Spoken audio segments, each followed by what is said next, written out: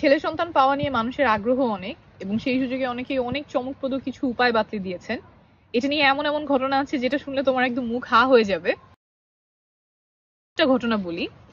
ঘটনাটা ফ্রান্সের 200-250 বছর আগের কথা। তখন সেখানকার সম্ভ্রান্ত পরিবারের পুরুষেরা তাদের বাম দিকের অন্ডকোষ বেঁধে রাখতো, কেউ কেউ অন্ডকোষ কেটেও ফেলতো, যাতে পুত্র সন্তান হয়। এই যে এই কাজটা তারা করতো, সেটার পিছনে তাদের একটা চিন্তা ছিল। বৈজ্ঞানিক শোনা যায় এমন একটা ব্যাখ্যাও ছিল। ব্যাখ্যাটা হলো, পুরুষের তো 2টা অন্ডকোষ থাকে। তারা চিন্তা করতো যে 2টার কাজ আলাদা, 2টা দেখতেও একটু আলাদা, একটা একটু বড় থাকে, একটা একটু ছোট থাকে, ডান দিকেরটা সাধারণত বড় থাকে। তো তারা চিন্তা করতো ডান দিকের অন্ডকোষ থেকে ছেলে হয়, আর বাম দিকের অন্ডকোষ থেকে মেয়ে হয়। যেহেতু বাম দিকের অন্ডকোষ থেকে মেয়ে হয়, সেই জন্যই তারা সেটা বেঁধে রাখতো বা কেটে ফেলতো। এই যে এটা করতো, এইটা সেখানকার একজন বিজ্ঞানী তার বইয়ে লিখেছিলেন। বইয়ে তিনি বলেছেন যে এই অন্ডকোষ কেটে ফেলা এটা একটা খুব সহজ একটা অপারেশন। দাঁত ফেলার মতো, দাঁত ফেললে যতটুকু ব্যথা লাগে অন্ডকোষ কেটে ফেলতেও সেরকমই ব্যথা লাগে। তাই এইটা ছেলে সন্তান পাওয়ার জন্য একটা বাস্তবসম্মত উপায় হতে পারে। আর সেই বইতে তিনি আবার এটাও বলেছেন যে ঘোড়া, তারপরে কুকুর, এদেরকে তো সচরাচরই এই অপারেশন করা হয়, অন্ডকোষ কেটে ফেলা হয়। এটা তেমন প্রাণঘাতী কিছু না, তাই এটা হতেই পারে, করা যেতেই পারে।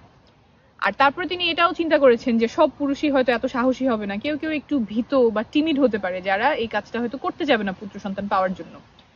তাদের জন্য উপায় আছে। সেটা কি? তাদের স্ত্রীদের জন্য উপায়, সেটা হলো সহবাসের পরে তারা একদিকে কাত হয়ে শুয়ে থাকবে। পুরুষের যেমন অন্ডকোষ 2টা, মেয়েদেরও ডিম্বাশয় 2টা থাকে, দুই দিকে 2টা থাকে। তো একদিকের অন্ডকোষে ছেলে হয়, আরেকদিকের একদিকের ডিম্বাশয়ে ছেলে সন্তান হয়, আরেকদিকের ডিম্বাশয়ে মেয়ে সন্তান হয়। তো এখন যেই লিঙ্গের সন্তান চাই সেই দিকে সে সহবাসের পরে কাত হয়ে শুয়ে থাকবে। এবং সেই বিজ্ঞানী বলছেন যে ছেলেরা অন্ডকোষ কেটে ফেললে সেটা বেশি কার্যকরী উপায় হবে ছেলে সন্তান পাওয়ার জন্য। মেয়েদের যেটা এক কাত হয়ে শুয়ে থাকা সেটা একটু কম কার্যকরী, কিন্তু তারপরে যদি ছেলে যদি ভীত হয়, সেটা করতে না চায়, তাহলে সেটা করা যেতে পারে। এইটা তিনি একটা বইয়ে লিখেছিলেন।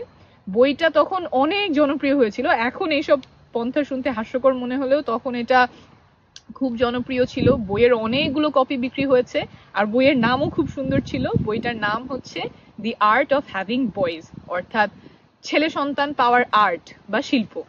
আচ্ছা, এটা তো বুঝলাম কাজ করে না, অবৈজ্ঞানিক। এখন যে বিলিংস মেথড নামে একটা মেথড শোনা যায়, এটা অনেক জনপ্রিয়, এটা কি কাজ করে? এটা কি বিজ্ঞানসম্মত? খুব ভালো কথা বলেছো। শুধুমাত্র বিলিংস না, বিলিংস মেথড আছে, শেটলস মেথড আছে, তারপরে ওয়েলেন মেথড আছে। এইগুলো বিভিন্ন সময়ে পরীক্ষা করা হয়েছে যে পুত্র সন্তান পাওয়ার উপায়গুলো কি কি, আগে সহবাস করা, পরে সহবাস করা, কোন সময়ে করলে পুত্র সন্তান হবে, ছেলে সন্তান হবে, এগুলো নিয়ে অনেক ধরনের গবেষণা হয়েছে, পদ্ধতি হয়েছে। এই যে এই বিলিংস, শেটলস, ওয়েলেন, এগুলোকেই বিভিন্ন ভাবে অনলাইনে বিভিন্ন আর্টিকেল, ভিডিওতে বলা হয় যে বৈজ্ঞানিক উপায় পুত্র সন্তান পাওয়ার। এগুলো বিজ্ঞানসম্মত না।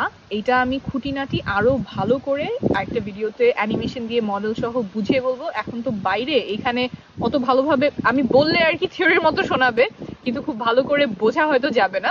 তো এটা আমি স্পষ্ট করে আরেকটা ভিডিওতে ভালো করে বুঝিয়ে বলবো।